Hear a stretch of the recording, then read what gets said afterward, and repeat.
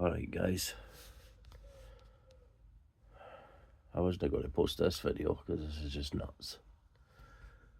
So after we came back from Glentress, started to feel a wee bit shitty at work on Monday there. And then Monday night, Tuesday morning, just hit me like a ton of bricks. It's Tuesday now, and it's 5:30, I think. 5:30.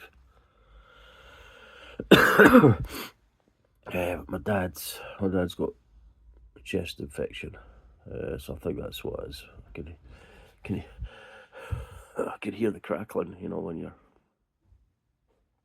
you can hear it down here.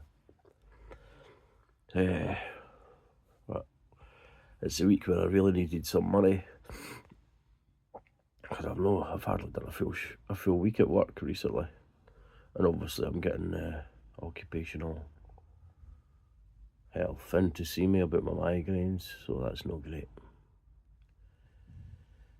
Anyway, just a wee short video. Oh man, feel like shit. Anyway, look after yourselves and each other.